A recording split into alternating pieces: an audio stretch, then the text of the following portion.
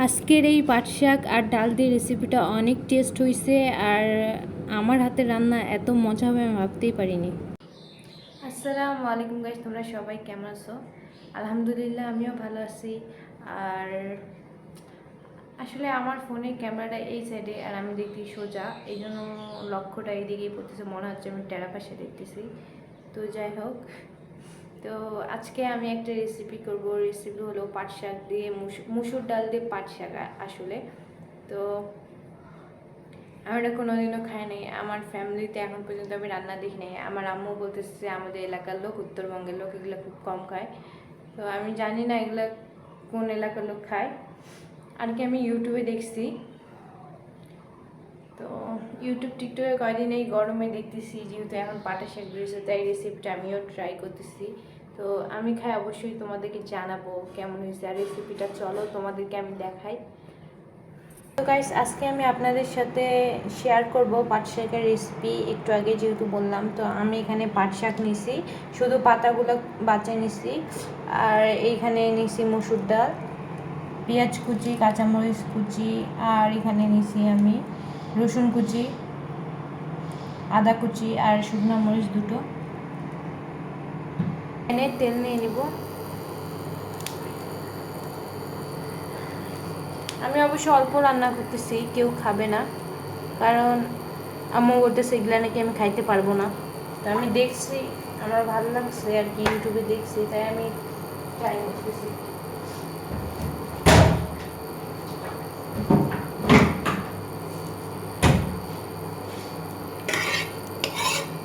Fry প্যানটা নেওয়ার কারণ, ফ্রাই প্যানটাতে তাড়াতাড়ি রান্না হয় এই জন্য, কারণ কখন আবার হুট করে কারেন্ট চলে যাবে। এখানে পেঁয়াজ কুচিগুলো ভাজে নেব।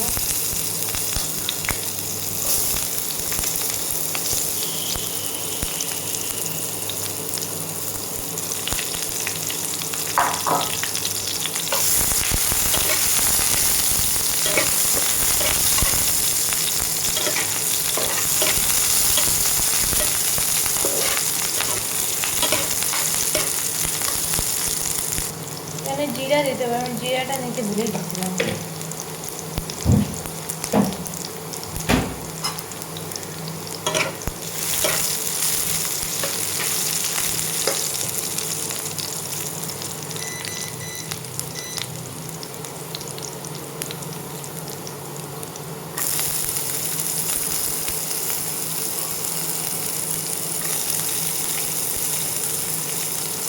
এখানে আমি রসুন কুচি দিয়ে দিচ্ছি, আর মনে হলো মরিচ আর একটু দিই, তেলগুলো একদম ছিটে আসছে।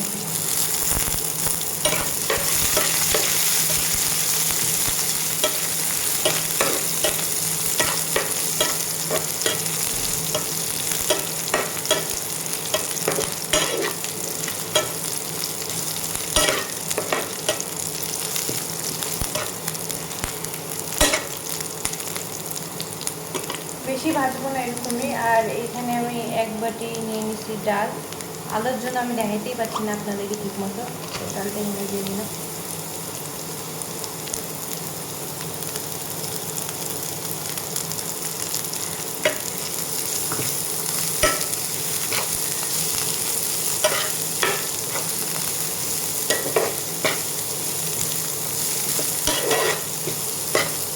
এখানে পরিমাণ মতো হলুদ দিব,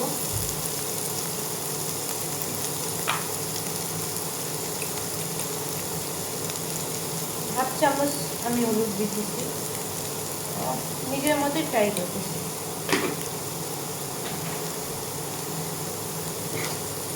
আর এই গরমে কারেন্টের এত সমস্যা, আমি আলুর জন্য কালারটা দেখাতে পাচ্ছি না।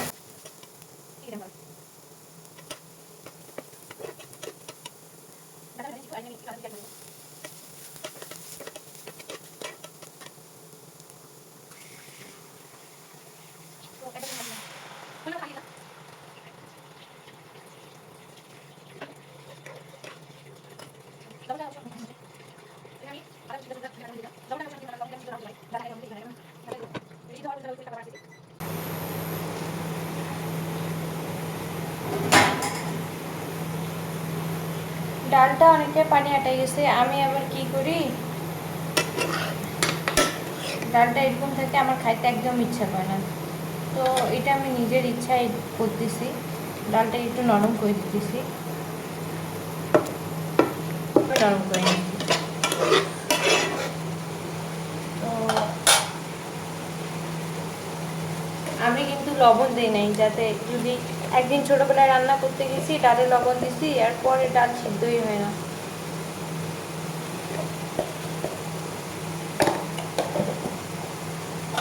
ওই দিনকার পর থেকে আমি যেদিনই ডাল রান্না করি লবণ দিই না।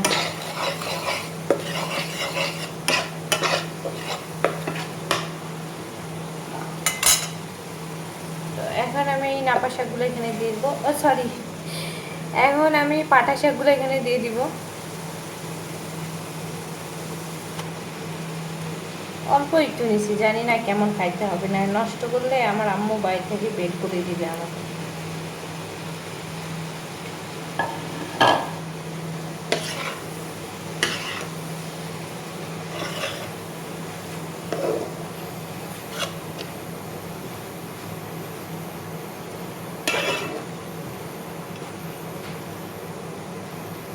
অবশ্য এই শাক মানে এই রেসিপিটা করতে হয় মিষ্টি যেটা পাটা শাক, যেটা তিতা নেই আর কি, ওটা দেয়, কিন্তু এটা একটু তিতা আছে, আমি তিতাটা খাইতে পারি, ওই জন্য আমি আর কি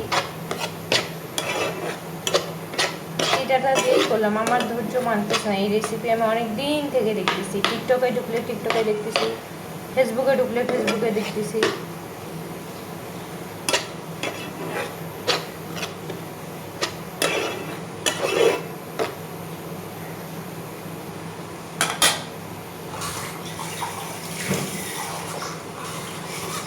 আমি এখানে অল্প একটু পানি দিয়ে দেবো যাতে শাকটা একটু সিদ্ধ হয়ে যায়।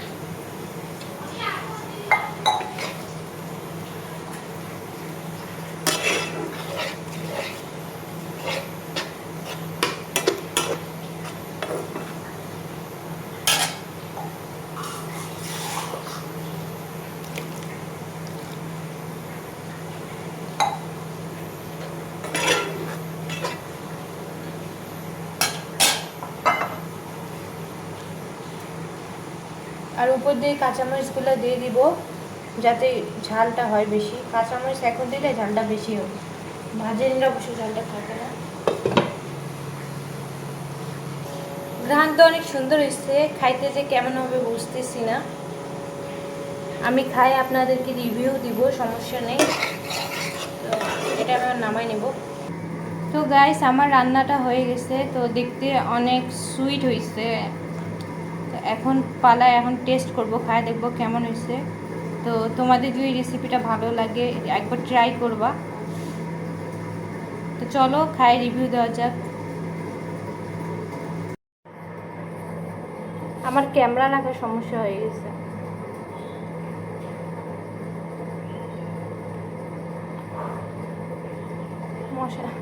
মশার সমস্যা দিতেছে।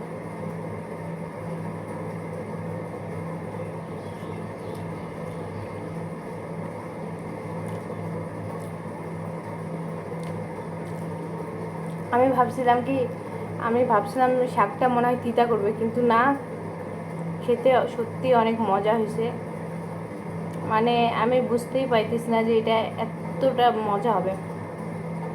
আর আমার ভিডিওগুলো দেখেই লোভ লাগতেছিল খাওয়ার জন্য, আমি আবার পুঁই শাক ডাল দিয়ে খাই, যেহেতু আমার আম্মু বলছে আমি নাকি এটা খাইতে পারবো না, আমার আম্মুকে এটা আমি খাওয়াবো, আম্মু রোজাটা খুলুক তারপরে।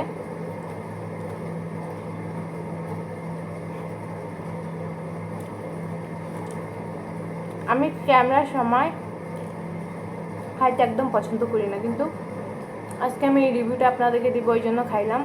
সবাই একটু লাইক কমেন্ট শেয়ার করবেন।